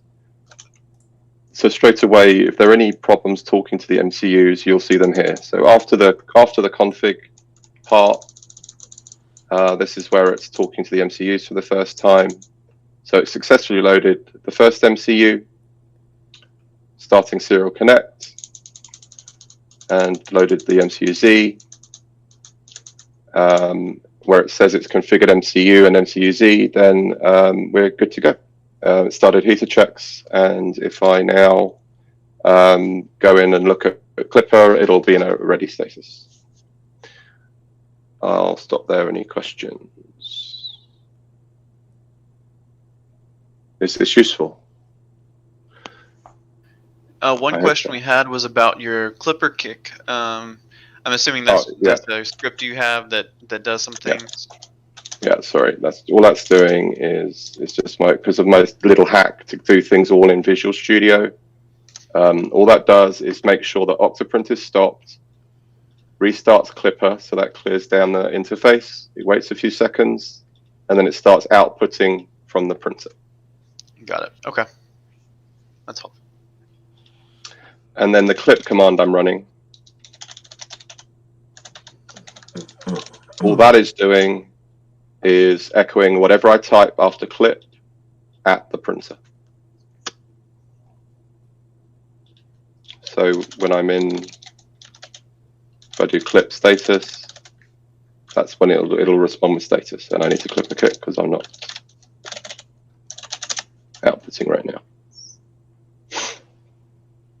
And so I was thinking about not showing these little hacks, but I thought people might be interested. No, it's cool because I think a lot of the, a lot of these kind of quality of life changes I personally haven't used before.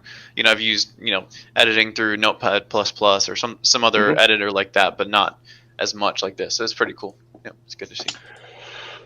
All right. Next thing was new features. So I said I was interested in pressure advance, for example. So that's in the extruder section, and I've got the old pressure advance here. I know I need to update it to the new one, right? So I'm going to go into search, and I'm interested in pressure advance. So one of the cool things about Klipper is you get inside the Klipper directory, you get all the documentation under docs. It's all there. And if you go into config, you get all the example configs. So what I'm doing here with the search is I'm just searching across all of the configs, right? It's straight away it's finding the example. So it's found where I have it set up in printer config, right? So those are the values I'm editing over here. And then it's showing me in the example config, and I can see, oh yeah, there we go. It's changed to pressure advanced smooth time. And if I reveal that file and open it, here's the example config like you'd see on the website, right? And I can search here using find for advance. And here are the default values for pressure advance, right? So turned off by default and pressure advance smooth time 040. So I'm going to copy that over here. And I'm going to copy that, and I'm actually going to leave it disabled because I don't use pressure advance on this printer normally. I'll turn it on so we see it ready. But yeah, that's where you can find the example configs using the search in VS Code. I'm in VS Code all the time, so it's convenient for me for it all to be there. You can obviously find all this stuff on the website as well. So if I bring Safari back up, we're going to look on the code on GitHub. We're going to go into config, example config, and then same, do a find for pressure advance, and there it is. And that's what you're going to be copying over. But I've just done all that same search and everything inside VS Code. If you don't like using the search, you can also grep. You could be in config and you could grep advance in all files, please. Okay, example config, there we go. Pressure advance.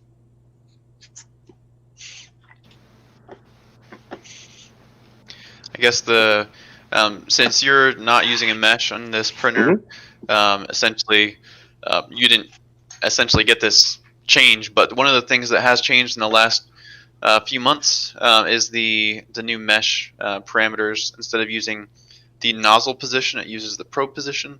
So you'll probably get a pop-up if you're using a mesh and updating Klipper that you need to change those parameters. Essentially, instead of accounting for the probe offset in your section in your probe positions, you can just specify the point that you want the probe to end up, and it will automatically calculate it for you. So we're talking mesh here. So let's have a quick look for mesh related stuff. And ArcSign, was that your you did the mesh, right? That's correct. Yes, I created it. I maintain it, and it now uses the probes. You define the area on the bed where you want the mesh to be, and it will move the probe there. Yep. Yeah, I really like that update from a intuitiveness standpoint, because before, if you'd specify the, say 40 millimeters inside at each corner, then your probe, if you're too close to the edge, the probe could actually be off the end of the bed and you'd have issues. But yep, it's really a great update.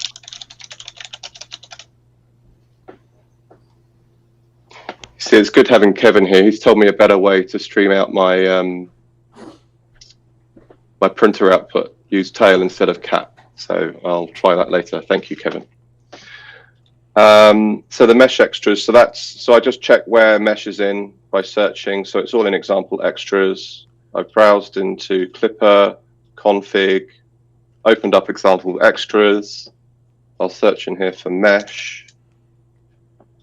And then I'm hoping you're saying there'll be some information about mesh min, mesh max, right? Yes. This is what you were just discussing, right? Exactly. Yep. And then I think I saw that on config changes, right? Yep. So back in documentation,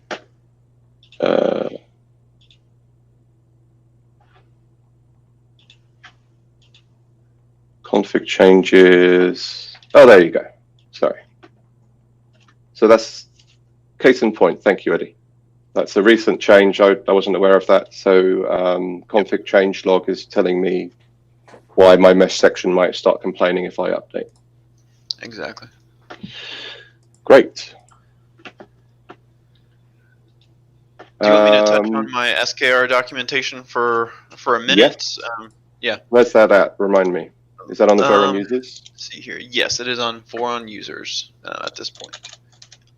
So essentially, maybe 4, 5, 6 months ago, something like that, I kind of decided to create a guide that would pick up where essentially the V2 assembly, guide left off, and kind of take you through as much as possible through the first print. So it is a little hidden right now. So if you aren't on Discord and haven't had someone tell you about it, you might not know about it. But essentially, what this is, there is a PDF guide that it's 20 something pages long that essentially talks you through all the jumpers you need to set on your SKR boards, where all the wiring goes, kind of some background on different things that I've seen from helping people get their boards set up. That for instance, if you don't tie the 0 volt DC on multiple boards together, then you can have some issues with controlling, say, 12 volt fans.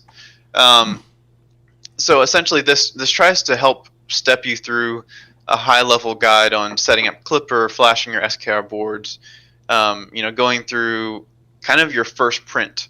And so, if this is a great resource, even if you have ramps boards or some other type of board, just as a high level overview of the steps you'll have to take. And if you have any questions, or if you see anything that is confusing, or you run into an issue that's not covered that you think should be, just feel free to reach out, and I'll be happy to make an update, to cover this. So, yep. And I will be releasing one similar to this for the V1.8. The one change, let's see here. The one change recently, I forget who it was. One user on the Discord had suggested we go to pin aliases, so that essentially we can cover a few different boards with the same configuration type, and then just import the aliases, for instance, for the SKR 1.3 or SKR 1.4. We're looking at a few options like that to make it simpler. But yeah, I will be, doing something similar for the V1.6, and I think Nemgra is working on something for the V0 as well that's similar to this. So. Awesome, thank you, Eddie. It's a really useful guide. It's useful to go through even if you don't have an SKR, because there's a lot of great information in here. All right, I'm now being lambasted for not using tail. I'm sorry, guys. I will use tail from now onwards. Here I am changing it to tail right now.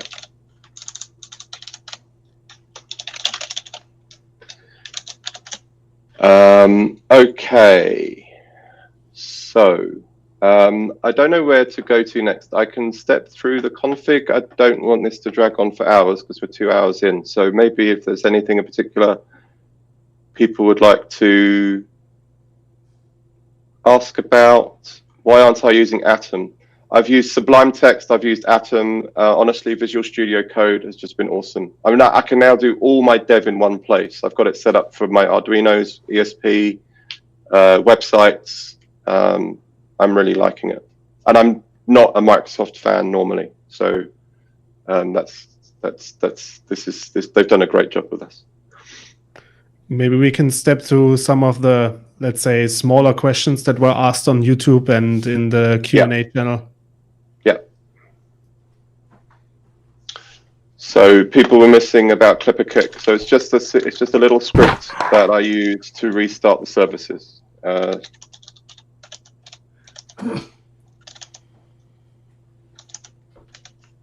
It's just stopping Octoprint, restarting Klipper, and now newly added, it's going to tell the printer output. And all this is for is so that I can mess around with the Klipper terminal inside my normal SSH shell. It's entirely optional. You can absolutely go use Octoprint terminal and interact with the printer. I just like being in the same screen when I'm messing around. We got one question about our SKR 1.3 and 1.4 interchangeable with no mods.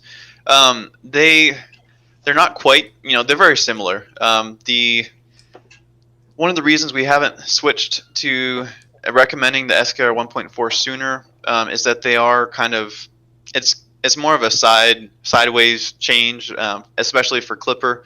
The SKR 1.4 doesn't really give us, much of a benefit from a Klipper standpoint than the 1.4 or 1.3 did. There's not really any more controllable fan outputs or anything like that.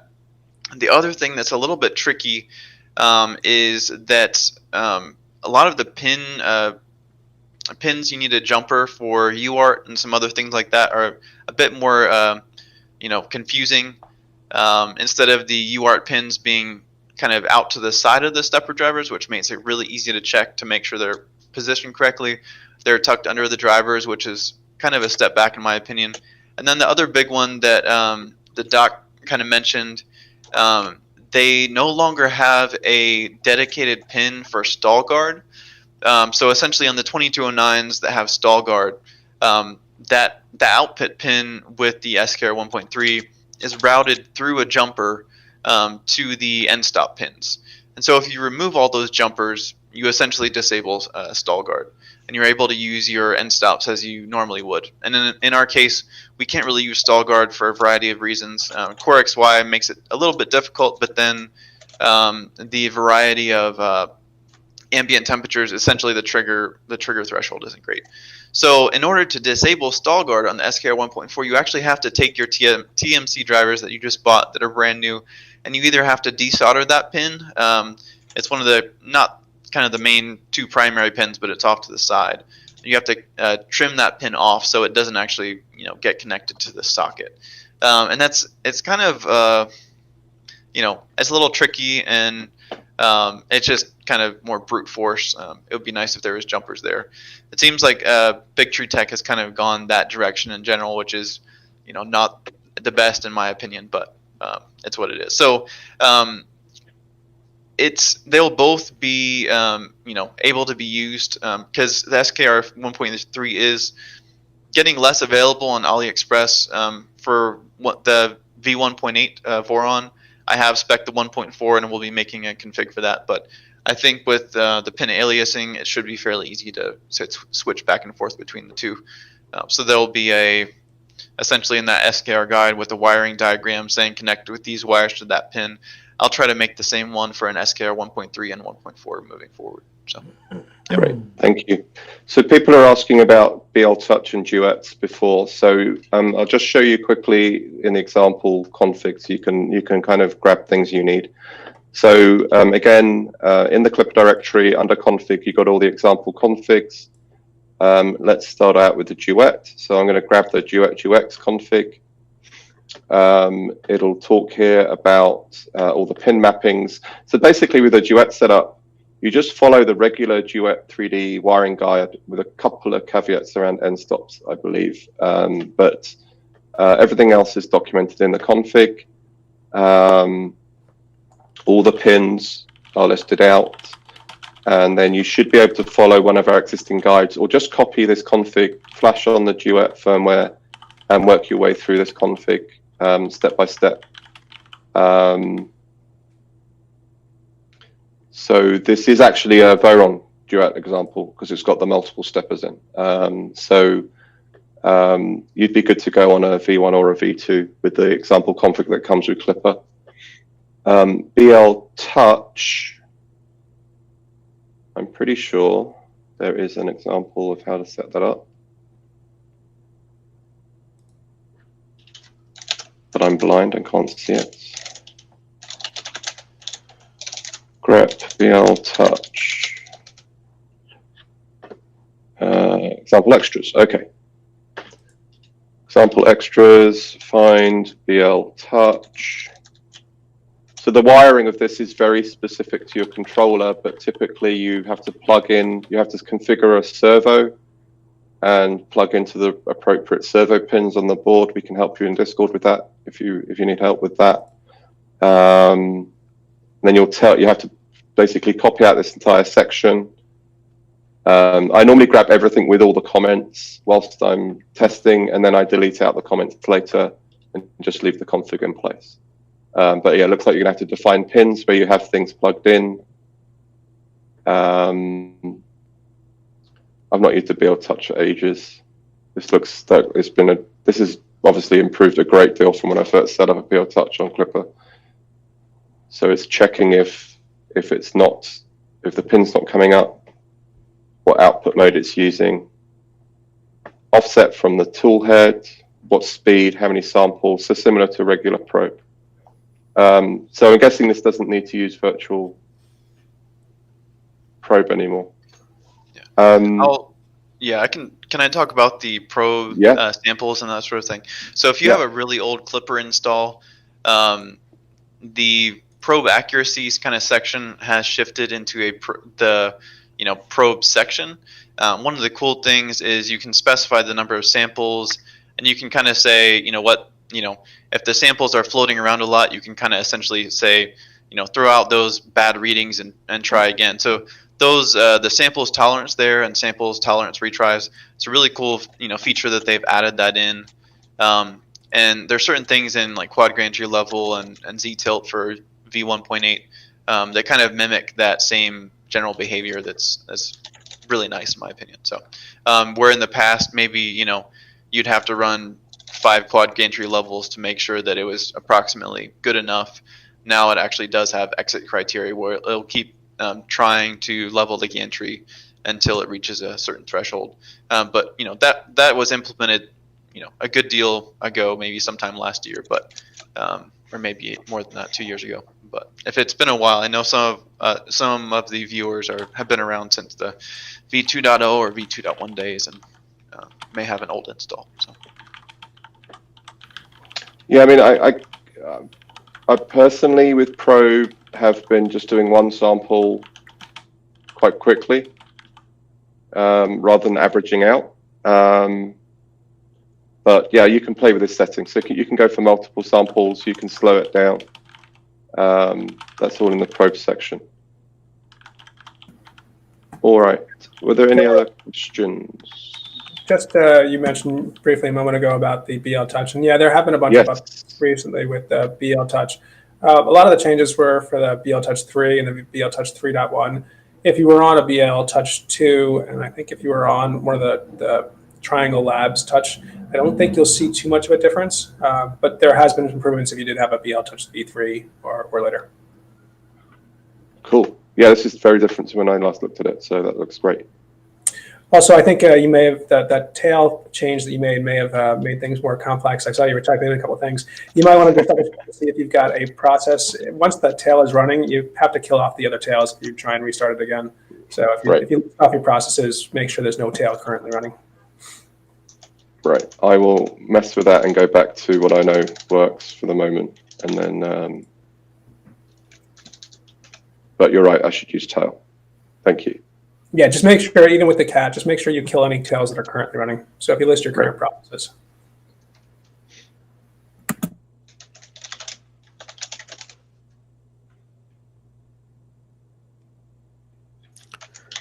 So a small tidbit about the Duet. If your Duet is still running RepRap firmware, you need to, for the first flash, erase it. So there's an erase button or jumper on the board, and that's what you have to use the first time you flash Klipper. After that, you can just use make flash as was used here on the video before for the Arduinos. But for the very first flash, you have to do it. You have to erase the board first to put the board into the bootloader.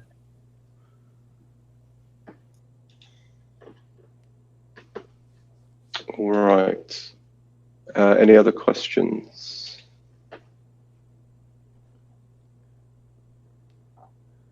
I am not seeing any. All right. I mean, that's really all I wanted to show. I mean, we could step by step through. Oh, there was one other thing I wanted to show real quick, and that's setting up menu displays real quick.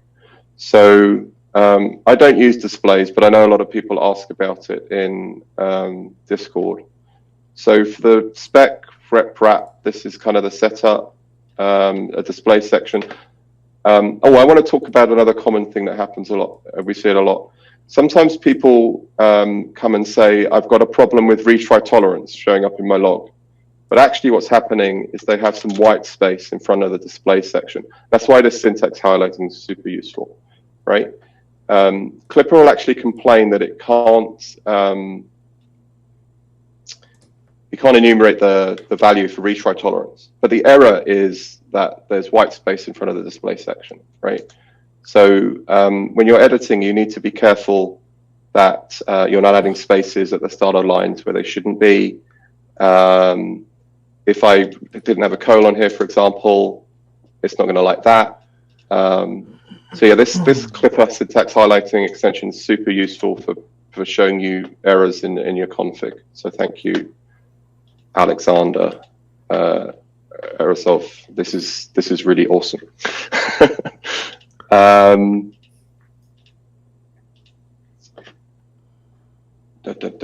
So yeah, displays. I won't go through. So standard thing, you got, if you got it set up on your ZMCU, you're going to set up the pins accordingly. The stock ones will work if you're using the standard wiring that's in the stock setup. I'm not going into loads of detail on this. If your encoder's going left when you want it to go right, Eddie, keep me honest. I think you would just swap these two around. Yep. And now my encoder will go in the right direction. But the next thing you need to do is set up a menu config. So by default, Klipper, it loads up like an example menu config, and that is stored in Klipper extras. No, Clippy, sorry, forgot Clippy. Extras, display, and menu config. Right? And some people might go, well, I'll just edit it here. Don't do that, because if you do that, when you update Klipper, it'll get overwritten. So what you do is copy that example one into your home folder. If you wanted to, you could then put the whole thing into your printer config, right? But it's easier to include it. So again, I'm going to do this from memory, but I believe it's include and then where the file you want to include is. So home pi menu config.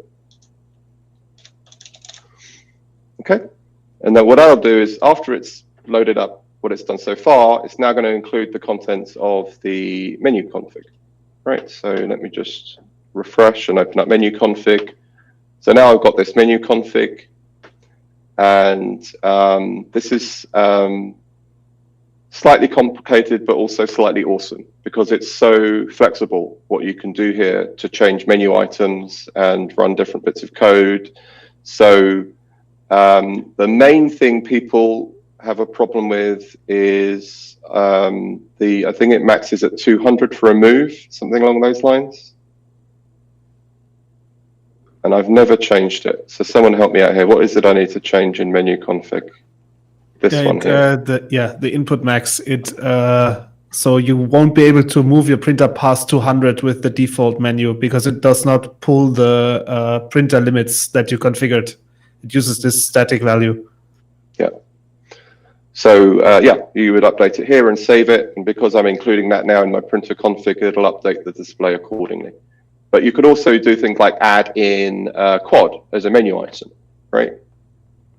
So this is kind of like your main menu, what's going on the SD card, control. So maybe under control, I believe I just look for the control section. And then here are the items. also very nice to know is Klipper will print that to the log when you're overwriting the default ones. So that way you can very easily tell if your changes have been picked up. So when you make changes, when you redefine the name of a menu, like you have here, if you now change that __ control, it will print that to the log. Great. And I want to say that there is an example config here somewhere. I saw it earlier. Example menu. Right, example menu goes into a description of what you can change in that menu config file. So items, commands, inputs, and so on, and a bit of explanatory text about each item. Okay, that's menu configs.